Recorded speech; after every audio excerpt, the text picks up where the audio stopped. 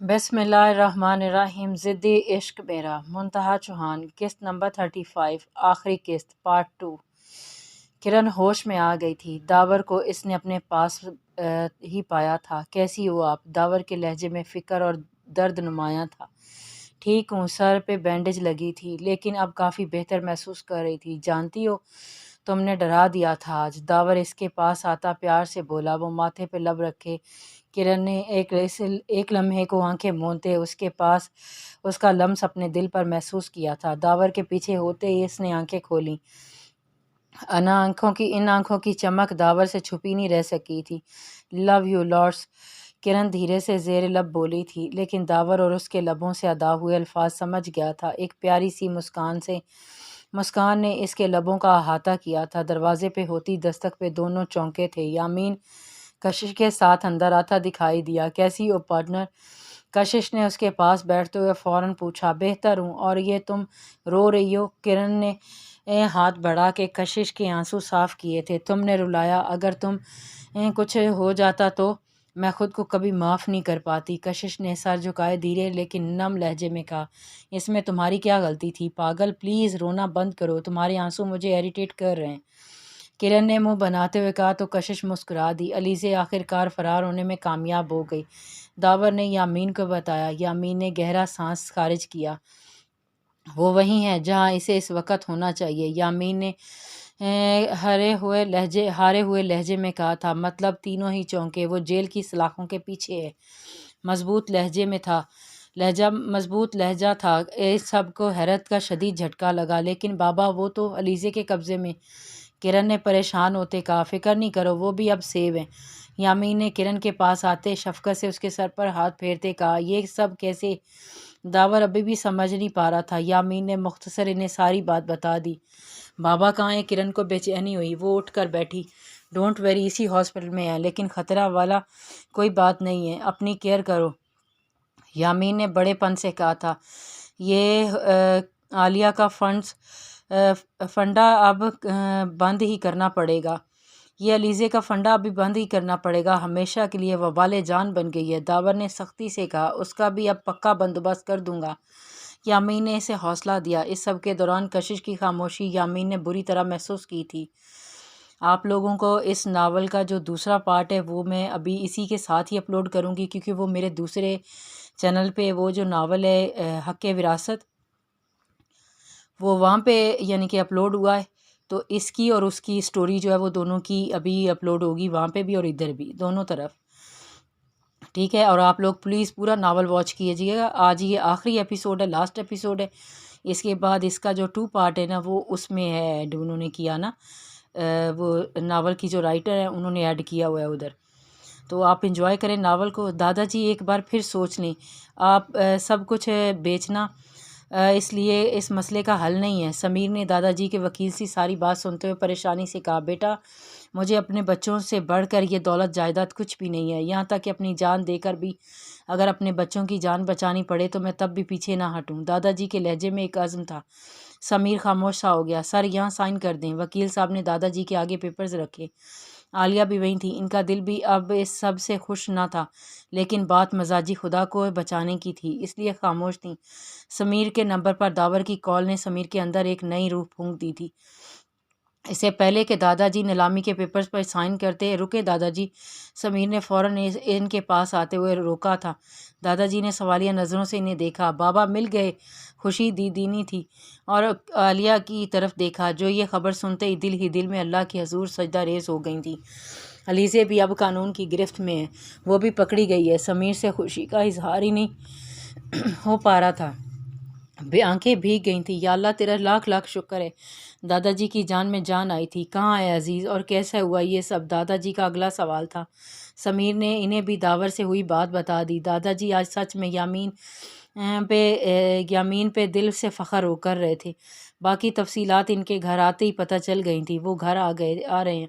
سمیر نے خوشی سے ماں کو بھی دیکھا اور دادا جی کو بھی۔ بہو جلدی سے تیاری کرو، میرا بچہ گھر لوٹ رہے ہیں، صدقہ دینا۔ جی ابا حضور۔ عالیہ آج دل سے سسر کے جواب پہ حامی بھرتے ہوئے سمیر کی طرف مڑی۔ سمیر، کالے بکرے منگواؤ، اپنے سب بچوں کا آج صدقہ دوں گی، اللہ نے سب کو اپنے ایمان میں رکھا ہے۔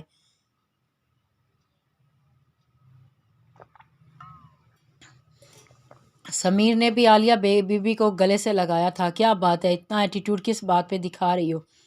حاذق جب سے گھر لوٹا تھا انا نے سے بات کرنا تو دور، اس کی طرف دیکھنا بھی گوارا نہیں کیا تھا۔ جو بھی بات کرتا اگنور کرتی رہی۔ ڈنر کے بعد جلدی اٹھ کے روم میں آ گئی۔ حاذق نے بھی دل کے مارے چند نوالے لیے اور اپنے روم میں آیا، جہاں وہ چہرے پر سنجیدگی طاری کیے موبائل کے ساتھ لگی ہوئی تھی۔ انا حاذق نے اسے پکارا، لیکن اس نے پھر بھی اگنور کر دیا اور آخر ضد چاہتے وہ غصہ کر ہی گیا۔ اناشے نے ایک نظر اسے دیکھا تھا جو غصے سے اسے ہی دیکھ رہا تھا۔ انا کی نظریں جھک گئی تھیں، موبائل سائیڈ پہ رکھا اور سونے کے لیے لیٹ گئی، جس بات پہ حاذق کو مزید غصہ آ گیا۔ آگے بڑھ کر اسے بازو سے پکڑ کے جھٹکے سے کھڑا کیا۔ وہ بوکھلا گئی۔ تم یہ سب کر کے کیا ثابت کرنا چاہتی ہو؟ ہاں؟ حاذق کا سخت لہجہ انا کو چپ ہی کروا گیا تھا۔ میرا بازو چھوڑیں۔ وہ اس کی گرفت میں جھٹ پٹائی، آنسو بھی آنکھوں میں بہنے کو بےتاب تھے ہوئے۔ حاذق نے ایک جھٹکے سے اسے چھوڑا اور بالوں کو ہاتھ پھیرتا پیچھے ہوتا اپنا غصہ کنٹرول کرنے لگا، جبکہ انا اپنا بازو پکڑ کے بیٹھ گئی۔ اسے حاذق سے اس قسم کے شدید رد عمل کی توقع نہیں تھی۔ آئندہ مت آنا میرے پاس، سمجھی؟ حاذق نے انگلی اٹھا کے غصے سے وارن کیا تھا۔ وہ منہ پھیرتا باتھ روم میں گھس گیا۔ انا اپنے آنسو صاف کرتی غصے سے بستر پر لیٹی اور کمفرٹر منہ تک ڈھانپ لیا۔ حاذق باہر نکلا تو یہ سب دیکھ کر اس کا غصہ مزید بڑھا، مگر وہ ضبط کر گیا اور لائٹ آف کرتا خاموشی سے صوفے پر لیٹ گیا۔ دونوں کے بیچ میں انا کی دیوار کھڑی ہو گئی تھی۔ انا جو رشتوں کو دیمک کی طرح کھا جاتی ہے اور جب تک سمجھ آتی ہے تب تک سب ختم ہو جاتا ہے، پر کچھ نہیں بچتا۔ اب دیکھنا تھا انا کے بت پہلے کون گراتا ہے۔ آپ کے آنے سے گھر میں کتنی رونق ہے۔ آپ کو دیکھیں، کبھی اپنے گھر کو دیکھیں۔ ہم خوش ہوئے۔ میر ولا میں اس وقت جشن کا سما تھا۔ خوشیاں ایک بار پھر لوٹ آئی تھیں۔ سب کے چہرے اندرونی خوشیوں سے جگمگا رہے تھے۔ دادا جی نے پورے 10 بکروں کا صدقہ دیا۔ وہیں سمیر نے آتش بازی کا بھی پورا انتظام کیا ہوا تھا۔ میر ولا میں وہیں مسکراہٹیں، خوشیاں پھر سے چھا گئی تھیں۔ سبھی نے ایک دوسرے کو معاف کرتے ہوئے خوشی سے گلے لگا لیا تھا۔ وہ جان گئے تھے ایک دوسرے کے ساتھ ہی ان کی جیت ہے، اور وہ جیت گئے تھے۔ ظلم کتنا ہی بڑھ جائے ایک دن اس کا انت ہو ہی جاتا ہے، اور وہ کہتے ہیں نا کہ انت بھلا ہو سو بھلا، سب کا بھلا۔ سب نے مل کر کیک کٹ کیا تھا۔ حیا صاحب اور دادا جی نے باری باری یامین کو گلے لگایا۔ وہ بہت خوش تھے، جبکہ یامین کشش کی خاموشی کو مسلسل محسوس کرتا اسی پہ نظر رکھی ہوئی تھی، جو بظاہر تو مسکرا رہی تھی لیکن آنکھیں اداس تھیں۔ سب نے مل کے کتنے دنوں بعد ڈنر ایک ساتھ کیا تھا۔ سمیر نے کوئی بات کی تو کشش مسکرا نہ سکی، اور اسی ایک لمحے یامین کو محسوس ہوا ان کے بیچ کوئی بات ہوئی ہے، کیونکہ سمیر بھی کشش کو کم ہی مخاطب کر رہا تھا، اور اگر دونوں کے بیچ کچھ ہوا نہ ہوتا تو اس وقت دونوں نے مل کر مہر ولا کو سر پہ اٹھایا ہوتا تھا۔ کرن کو کشش اس کے روم میں چھوڑ کے خود بھیا اپنے روم کی جانب بڑھ گئی تھیں۔ گھر کے بڑے اب داور اور کرن کی شادی کے بارے میں ڈسکس کر رہے تھے۔ یامین بھی دادا جی اور باقی سب کے ساتھ وہیں موجود تھے، لیکن اس کا بس نہیں چل رہا تھا کہ ایک لمحے میں وہ اپنی کشش کے پاس پہنچ جائے۔ محفل برخاست ہوئی تو وہ فوراً روم کی جانب بڑھا۔ دروازہ کھولا تو وہ سامنے ہی صوفے پر گمسم سی بیٹھی تھی۔ یامین کے آنے پر بھی وہ نہ چونکی تھی۔ دھیرے سے اس کے پاس صوفے پر جا بیٹھا اور اس کی جانب دیکھا۔ وہ پھر اس کے سامنے کارپیٹ پر نظریں گاڑے بیٹھی تھی۔ کشش دھیمے سے اس کے کان میں پکارا تو وہ بری طرح ڈر کے پیچھے ہٹی تھی۔ آپ کب آئے؟ گہرا سانس خارج کیا۔ جب تم اپنے خیالوں میں گم تھی۔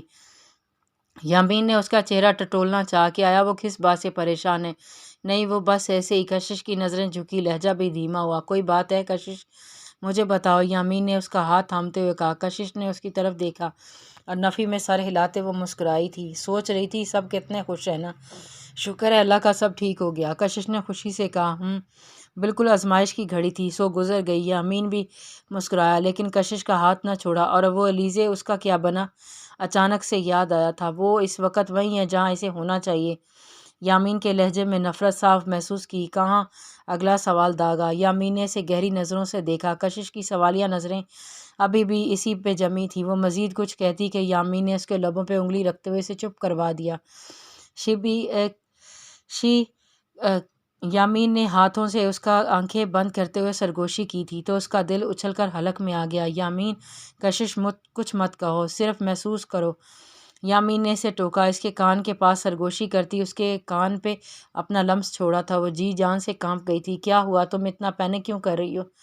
اس کا لرزنا یامین سے چھپا نہیں رہ سکا تھا۔ کشش نے نفی میں سر ہلایا، جبکہ آواز تو جیسے ساتھ ہی چھوڑ گئی تھی۔ یامین نے گہرا سانس خارج کیا۔ وہ مسکراتا پیچھے ہٹا۔ اتنی سی قربت پہ یہ حال ہے، جب ضدی اور جنونی عشق دیکھو گی تو کیا ہوگا؟ تھوڑی کے نیچے ہاتھ رکھے اس نے آنکھیں بند کیے بیٹھی کشش کو نہارتے اس نے جھٹ سے آنکھیں کھول دی تھیں۔ آپ بہت بدل گئے ہیں۔ بنا پلکیں جھپکائے اس نے ایسے ہی بیٹھے معصومیت سے کہا۔ اچھا وہ کیسے؟ یامین کا دل چاہا اسے سنے۔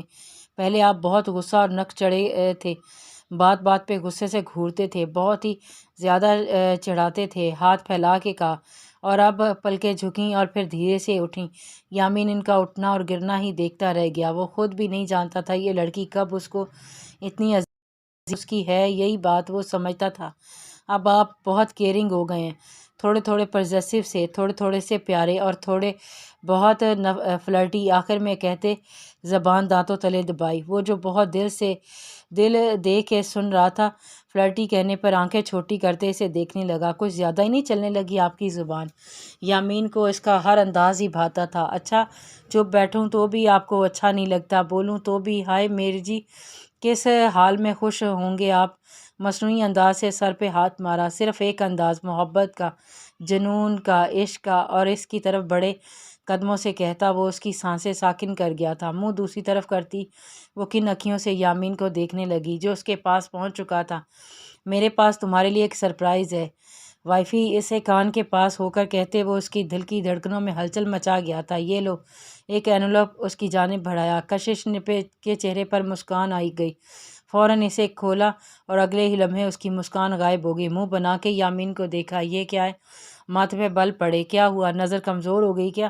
یامین نے اسے اچھا خاصا تنگ کیا تھا۔ حد ہے بھئی، شوہر شادی کے بعد بیوی کو کوئی گولڈ وغیرہ کے گفٹ کرتے ہیں، کہیں گھومنے پھرانے لے کے جاتے ہیں، اور وہ کیا کہتے ہیں، ہاں ہنی مون، اور ایک آپ ہیں کہ مجھے ڈیٹ شیٹ اور رول نمبر سلپ دے رہے ہیں۔ سامنے کرتے ہوئے وہ اچھا خاصا تپی تھی۔ کشش نیکسٹ ویک پیپرز ہیں اور اچھے سے تیاری کرو، مجھے تم اچھے گریڈز میں کامیاب ہوتی نظر آؤ، سمجھی؟ بیڈ پہ بیٹھتے وہ ریسٹ واچ اتارتا، اب کی بار بہت سنجیدہ لگا۔ Not seriously? وہ برا سا منہ بناتی وہ پاس ہی بیٹھی تھی۔ 100%۔ یامین نے اس کی بری آنکھوں میں دیکھتے یقین سے کہا۔ کشش نے منہ بناتے پھیر لیا تھا۔ کشش، پیپرز میں، اسٹڈیز میں کوئی بھی ہیلپ چاہیے ہو تو سمیر سے۔ نو، آپ کریں گے ہیلپ؟ بات کاٹتے ضدی انداز میں کہا کشش، میں ان دنوں بہت بیزی ہوں گا، اور میر کے تو سبجیکٹس بھی یہی تھے سمیر کے تو سبجیکٹس بھی یہی تھے، فیصلہ ہو گیا ہے میر جی، آپ ہی کریں گے ہیلپ۔ اب کی بار مزید ضد سے کہا۔ یامین نے گہرا سانس خارج کیا۔ حاذق یہاں نہیں ہوگا، وہ دبئی جا رہا ہے، تو کام کا برڈن بڑھ جائے گا۔ ٹرائی ٹو انڈرسٹینڈ یار، یامین نے بیچارگی سے کہا تھا۔ کس کی خواہش ہے کہ میں ڈھیر سارا پڑھوں؟ کشش نے منہ بناتے پھلجھڑتے ہوئے کہا تھا، بگاڑتے ہوئے کہا تھا۔ یامین اسے چپ دیکھتا رہا۔ اب بس، اب بھگتو نا۔ مزے سے ہاتھ جھاڑتی وہ اٹھی تھی۔ بہت ضدی ہو گئی ہو تم۔ یامین نے دانت کچکچائے تھے۔ ابھی آپ نے میری ضد دیکھی کہاں ہے؟ بھویں اچک کے کہتے ہوئے باتھ روم میں گھس گئی تھی۔ یامین نفی میں سر ہلاتے رہ گیا تھا۔ صبح آنکھ کھلی تو سر بھاری بھاری سا محسوس ہو رہا تھا۔ صوفے پر نظر گئی تو حاذق کا نام و نشان نہ پایا۔ فوراً اٹھی، فریش ہوتی وہ باہر نکلی تو اندازہ ہوا وہ بہت لیٹ اٹھی ہے۔ مام اور ڈیڈ ہاسپٹل گئے تھے، ہادی اور ہانی کالج، حاذق کا آفس۔ وہ بریک فاسٹ کرتی لاؤنج میں آ گئی۔ کیا کل رات حاذق کے ساتھ بہت برا برتاؤ کیا تھا میں نے؟ گارڈن میں بیٹھتے ہوئے وہ اسی سوال کا جواب کرنے لگی تھی۔ پھر کشش کو کال ملا دی۔ وہ اس سے اپنی پریشانی شیئر کی تو اچھے خاصے مشوروں سے نوازا۔ خوش ہوتی وہ اٹھی، حاذق کی فیوریٹ ڈش بریانی تیار کی اور اس کے آفس کا رخ کیا۔ ریسیپشن پر پوچھنے پر پتہ چلا کہ اس کے خاص میٹنگ میں مصروف ہے۔ میں انہیں آپ کے آنے کے بارے میں انفارم کروں؟ ارے نہیں، میں ویٹ کر لوں گی، میں بھی میٹنگ اہم ہے۔ It's okay. اسمائل دیتی وہ مہذب انداز سے کہتی ہوئی وہیں بیٹھ گئی تھی اور نظریں حاذق کے کیبن کی جانب نظریں حاذق کی کیبن کی جانب تھیں، اور نظر سامنے لگی وال کلاک پر۔ اسے آدھا گھنٹہ سے اوپر ہو گیا تھا کہ میٹنگ ابھی تک جاری تھی۔ کہاں اس نے کیبن کا دروازہ کھلا، حاضق کے ساتھ ایک خوبصورت لڑکی باہر نکلی تھی دکھائی دی۔ انا کی نظر پڑی۔ Oh thank you so much mister Haziq. لڑکی نے آگے بڑھتے ہوئے حاضق کو گلے لگایا اور گال پہ اپنے لب رکھے۔ یہ سب اتنا اچانک ہوا کہ حاضق کو سمجھ ہی نہیں آیا۔ انا نے اس کی جانب مکینکی انداز میں کھڑی ہوئی تھی۔ حاضق کچھ کہتا کہ سیدھی نظر سیدھی انا پہ جا ٹھہری تھی۔ کیا کچھ نہ تھا اس کی آنکھوں میں۔ حاضق کا دل زور سے دھڑکا تھا۔ اوپ سوری مسٹر حاضق، ایکسائٹمنٹ میں ایسا ہو گیا۔ وہ منہ پہ ہاتھ رکھے مسکراتے ہوئے بولی، جبکہ حاضق کی نظریں انا سے نہیں ہٹ رہی تھیں۔ انا نے رخ پھیرا، انہیں نم آنکھوں ہوئی سختی سے بیچی۔ اناشے، ایک بات یاد رکھنا، جو تمہارا ہے وہ صرف تمہارا ہے اور اسے تم سے کوئی نہیں چھین سکتا، لیکن کوئی چھیننے کی کوشش کرے تو اس کا منہ توڑ دو، منہ توڑ دو، منہ توڑ دو۔ کشش کے الفاظ کی بادگش اس کے ارد گرد ہونے لگی تو وہ آنکھیں کھولتی وہ حاضق کی جانب بڑھی اور اس لڑکی اور حاضق کے بیچ میں جا کھڑی ہوئی۔ رخ اس کا حاضق کی طرف تھا۔ خالی نظروں سے حاضق کو ایک نظر دیکھا اور اپنے دوپٹے سے اس کے گال پہ لگی لپسٹک کے نشان کو صاف کیا اور اس لڑکی کی جانب مڑتی ایک زور کا تماچا اس کے منہ پر جڑ دیا تھا۔ وہاں موجود سبھی ایک پل کو رک گئے تھے، اپنا کام چھوڑے انہیں دیکھنے لگے۔ حاضق کی تو آنکھیں کھلی کی کھلی رہ گئی تھی۔ شرم ہے تم میں، ایک نام محرم کے گلے لگتے، اس کے گال پہ، تمہیں ذرا شرم نہیں آئی؟ انا نے اسے آڑے ہاتھوں لیا، وہ جو منہ پر ہاتھ رکھے اسے حیرانگی سے دیکھ رہی تھی۔ شکوہ کناں انداز میں حاضق کو دیکھا جو اب تک شوق میں تھا۔ ہاؤ ڈے یو، خبردار جو ایک لفظ بھی بولا تو دھکے دے کے یہاں سے باہر نکلواؤں گی۔ انگلی اٹھا کے وارن کرتی وہ حاضق کو اچھا خاصا دھچکا دے گئی تھی۔ No get out. انگلی کے اشارے سے اسے باہر کا راستہ دکھایا۔ وہ منہ پہ ہاتھ رکھے باہر کی جانب غصے سے بڑھی۔ اس کے جانے کے بعد وہ حاضق کی مڑی، غصے سے کھانے کا ٹفن اس کے ہاتھ میں تھپایا اور خود باہر نکلتی چلی گئی۔ حاضق ریسیپشنسٹ کے پاس آیا۔ کتنی دیر ہوئی؟ انا کے جاتے اسی کے راستے کو دیکھتے پوچھا۔ سر ہارڈلی 35 منٹ، وہ فوراً جواب آیا۔ حاضق نے تنبیہ نظروں سے اسے دیکھا۔ سوری سر، بوقت اطلاع نہ دینے پر وہ جاب سے بھی جا سکتی تھیں۔ روکو یار۔ پارکنگ ایریا کی جانب بڑھتے ہوئے انا تک پہنچا تھا۔ انا کا رنگ غصے کی وجہ سے لال ہو گیا تھا، لیکن وہ رکی نہ تھی۔ حاضق نے اس کا بازو پکڑا، اسے اپنی طرف کیا تھا۔ کیوں جا رہی ہو ایسے؟ حاضق کا حق جتاتا انداز بھی انا کا غصہ کم نہیں کر سکا تھا۔ منہ پھیر لیا۔ حاضق اس کی طرف دیکھتے ہوئے اس کا ہاتھ تھامے ایک سائڈ پر لے آیا تھا۔ اتنا غصہ کس وجہ سے ہے؟ حاضق نے پرسکون انداز سے پوچھا۔ یہ آپ پوچھ رہے ہیں؟ اتنے معصوم آپ؟ انا نے دانت پیستے کہا۔ یار معصوم ہی ہوں۔ حاضق نے زبان دانتوں تلے دبائی، ناک پھلاتی وہ حاضق کو بہت دل کے قریب لگی تھی۔ وہ بھول ہی گیا کہ وہ اس سے ناراض تھا۔ یار تم مجھ سے کیوں خفا ہو رہی ہو؟ میرا کیا قصور ہے؟ حاضق نے بے چارگی سے پوچھا۔ آپ کا قصور؟ آپ نے اس سے بہت محبت سے بات کی ہوگی نا، تبھی آپ کے گلے پڑی نا وہ، ورنہ جرأت ہوتی ہے کسی کی کہ اس طرح سب کے سامنے گلے لگے؟ اور پھر کس توبہ! حاضق، میں کہہ رہی ہوں ہٹ جائیں آگے سے، میں بہت سخت غصے میں ہوں، اناشے نے وارننگ والے انداز میں کہا۔ تو حاضق نے ایک آئیبرو چکی تھی۔ ریلی؟ حاضق نے اس کا ہاتھ تھاما اور گاڑی کی جانب بڑھا۔ وہ ہاتھ چھڑواتی رہ گئی۔ ساحل سمندر کے قریب پہنچ کر گاڑی روکتا وہ انا کو لیے باہر نکلا۔ اس کا غصہ ابھی بھی ختم نہیں ہوا تھا۔ ساحل سمندر پہ اس کا ہاتھ مضبوطی سے تھامے وہ چلتا جا رہا تھا۔ دونوں کے بیچ بہت گہری خاموشی تھی۔ انا نے مزاحمت کرنا بند کر دیا تھا۔ ساحل سمندر کی ہوا اس کی کمزوری تھی، یہاں آتے ہی وہ سب بھول جاتی تھی، اپنا آپ بھی۔ حاضق نے اسے پرسکون محسوس کیا تو اس کا رخ اپنی جانب کیا تھا۔ انا یہاں دیکھو، میری طرف۔ لہجہ بہت گمگیر تھا۔ اناشے نے نظریں نہ اٹھائی تھیں۔ کیا میری محبت میں کمی محسوس کی جو اس طرح سے انسیکیور ہو رہی ہو؟ بہت مان سے پوچھا۔ بات کمی کی نہیں حاضق، جو میرا ہے وہ بس میرا ہے، آپ میرے ہیں، مکمل میرے ہیں۔ کوئی آپ کو چھوئے برا لگتا ہے، کوئی آپ کو دیکھے برا لگتا ہے، کوئی آپ کو سوچے برا لگتا ہے۔ وہ ایک جذبے کے عالم میں کہتی حاضق کے دل کی دنیا ہلا گئی تھی۔ حاضق نے اس کا ہاتھ تھاما، اس کی آنکھوں میں دیکھتے اس کا ہاتھ چوما۔ حاضق شمروز مکمل اپنی اناشے کا ہے، جسے سوچے گی بھی اناشے، چاہے گی بھی اناشے، دیکھے گی بھی اناشے، چھوئے گی بھی اناشے، سراہے گی بھی اناشے۔ کہتے ہوئے اسے اپنے قریب کی، آنکھیں موندے وہ دونوں یکجان دو قلب لگ رہے تھے۔ شی پیچھے ہٹو، وہ ایک بڑے سے لوہے کے اوپر کھڑی چوہوں کو دور کر رہی تھی۔ بہت موٹے موٹے چوہے اس کے پیچھے پیچھے آ رہے تھے، اس کو پاؤں کے اوپر بار بار چڑھ رہے تھے۔ وہ ہزاروں موت مر رہی تھی۔ ہاں، یہ اس کے کیے کی سزا تھی۔ وہ یہ جیل نہیں، پاگل خانہ تھا۔ وہاں وہی جگہ جہاں سے یامین نے اسے اٹھایا تھا اور واپس زندگی کی طرف موڑا تھا۔ لیکن یہ احسان فراموش نکلی۔ آنسو بہتے جا رہے تھے۔ رکو، سننے والا کوئی نہ تھا۔ درد بڑھ گیا تھا اور معافی کی گنجائش نکل گئی تھی۔ اب ایک لالچ نے اسے برباد کر دیا تھا۔ اب صرف پچھتاوے تھے۔ کشش کے پیپرز کے اگلے ہی دن داور اور کرن کا ولیمہ رکھا گیا تھا۔ سمیر نے کشش سے معذرت کی تھی، اپنے الفاظ کی، اور کشش معصوم دل فوراً درگزر کر دیا تھا، کیونکہ دادا جی کہتے ہیں کہ بدلہ لینے والے سے معاف کر دینے والا افضل ہے، اور شاید ایک دن علیزے کو بھی معافی مل جائے۔ داور اور کرن کے ریسپشن پر سبھی کے چہرے اندرونی خوشی سے جگمگا رہے تھے۔ سمیر کی نظریں بھٹک بھٹک کے ہانی پہ جا رہی تھیں اور ہانی کا دل دھڑک رہا تھا۔ او ہیلو مسٹر دیور، ذرا نظروں کو لگام دے۔ کشش کی زیر کی نظروں سے سمیر چھپ نہ سکا تھا۔ بالوں میں ہاتھ پھیرتا وہ مسکرا کے گردن جھکا گیا تھا۔ لگتا ہے میر جیسے بات کرنی پڑے گی۔ باولا انہی پہ وہ سمیر کو آڑے ہاتھوں لے رہی تھی۔ حاذق اور اناشی یہاں نہیں تھے۔ وہ کچھ دن پہلے ہی ہنی مون کے لیے دبئی جا چکے تھے، لیکن ہانی اور دانیال اپنی ممی بابا کے ساتھ ولیمے پہ موجود تھے۔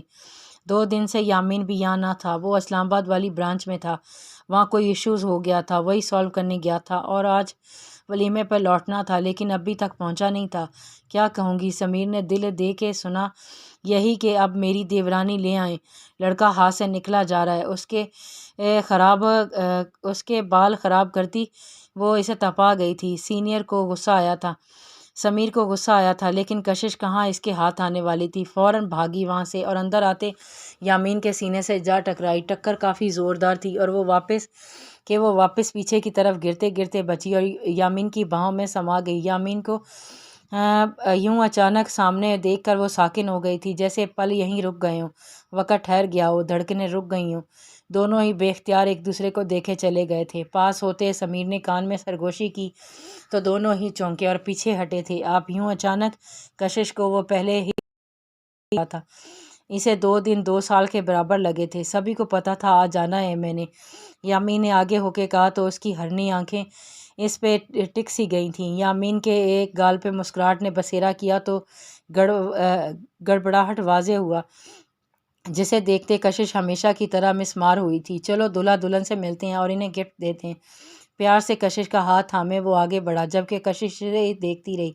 اسٹیج پر جاتے وہ داور کے ساتھ بغل گیر ہوا، کرن کے سر پہ ہاتھ پھیرا اور ایک اینولپ کرن کو تھمایا تو کشش کے دماغ کی گھنٹی بجی۔ نہیں نہیں کرن، مت کھولنا، فوراً سے ٹوکا۔ سبھی حیران ہوتے اسے دیکھنے لگے۔ یقیناً کوئی ڈیٹ شیٹ یا رول نمبر سلپ ہوگی۔ منہ بناتے وہ بیچارگی سے بولی بھی جہاں منہ نیچے کیے مسکرائے۔ یامین نے سر پکڑا۔ ایسے کیوں دیکھ رہے ہو؟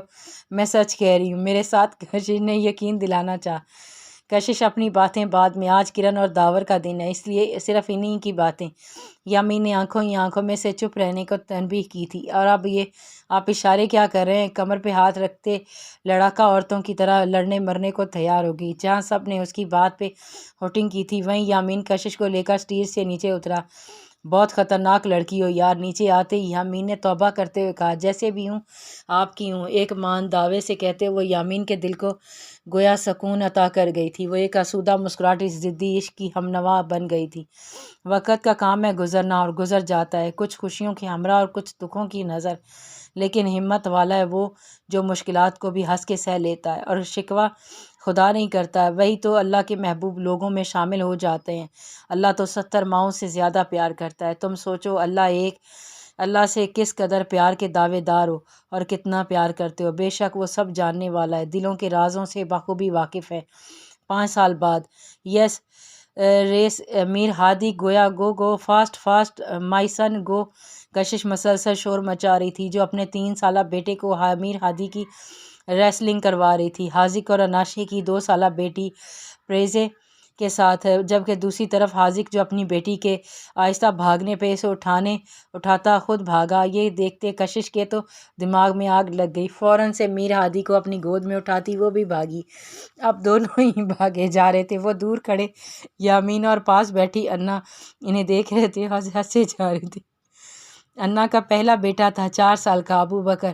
وہ تھوڑا روڈ ٹائپ تھا اور اپنی ایج سے بڑا بھی لگتا تھا۔ انا اس کا بہت خیال رکھتی تھی، وہ انا سے بہت اٹیچ تھا، جبکہ پری حاذق کی جان تھی۔ یاہو ہم جیت گئے! حاذق کی آواز پہ یامین چونکا، جو اپنے موبائل پہ بزی تھا۔ بہت بڑے چیٹر ہیں آپ نا، حد ہو گئی، ایسے کون کرتا ہے؟ پھولے سانسوں کے ساتھ وہ دانت پیستی بولی تھی۔ ارے میر ہادی کو گود میں اٹھایا۔ پری زاد حاذق کے گالوں پر پیار دے رہی تھی۔ حاذق دی گریٹ، اور کیوں میری جان؟ پری کے گالوں پہ پیار کرتے ہوئے سرشاری سے بولا تھا حاذق دی چیٹر نمبر 1۔ کشش نے تب کر کہا اور میر ہادی کو لیے یامین کی طرف بڑھی اور جاتے ہی میر ہادی کو باپ کی گود میں دیا اور خود انا کے ساتھ بیٹھی۔ بہت بڑا چیٹر ہے تمہارا ہسبینڈ، ہارنے لگتا ہے تو چیٹنگ کرنے لگتا ہے۔ لیز کا پیکٹ کھولتے ہوئے منہ بناتے ہوئے تبصرہ کیا۔ آپ جانتے ہیں وہ چیٹنگ کرتے ہیں، اس کے باوجود آپ پھر بھی ریس لگاتی ہیں۔ ابوبکر کی زبان چلی۔ تم تو چپ ہی رہو میس نے کشش نے جل کے کہا۔ کشش کے ساتھ ابوبکر چپ ہی ہو گیا۔ حاذق بھی وہاں پہنچا۔ بالٹی لے آؤ، مجھے وہاں تک رونے کی آوازیں آ رہی ہیں۔ حاذق نے آتے ہی مذاق بنایا، جبکہ یامین میر ہادی میں کھو چکا تھا۔ میر ہادی کشش کی طرح یامین کا دیوانہ تھا، بس اسے یامین نظر آ جائے وہ سب کو بھول جاتا تھا۔ اچھا چھوڑو ساری باتیں، میری سنو، حاذق نے فوراً بولا۔ کیا؟ سبھی متوجہ ہوئے۔ میں نے سوچا ایک ساتھ گھومنے جاتے ہیں پیرس، کیا خیال ہے؟ کہتے ساتھ ہی رائے بھی لی۔ انا اور کشش سوچ میں پڑ گئی تھی۔ خیال سے میں متفق نہیں۔ پیچھے کھڑے یامین نے اپنی بات رکھی تو کشش نے منہ بنایا۔ ہم سب کا میں نے پلان کیا ہے، 3 دن بعد اللہ کے فضل و کرم سے ہم سب بچوں کے ہمراہ عمرے کی سعادت حاصل کریں گے انشاءاللہ۔ یامین کی مکمل بات پہ وہ تینوں کتنی دیر تک اپنی جگہ سے ہل ہی نہ سکے تھے۔ کشش ایک دم سے کھڑی ہوئی۔ اس نے حرم شریف کا خواب دیکھا تھا جو اس کے شوہر نے مکمل کر دیا۔ اس کی آنکھوں میں خوشیوں کے آنسو جھلملا گئے تھے۔ آپ بہت اچھے ہیں، کشش نے دل سے کہا۔ تم سے کم؟ یامین اس کے کان میں سرگوشی کی تھی تو وہ اس بات پہ زیر لب مسکرائی تھی۔ دونوں ہی کی توجہ کا مرکز میر ہادی تھا۔ ان دونوں کی دنیا تھی، ان کا سب کچھ تھا۔ ختم شد۔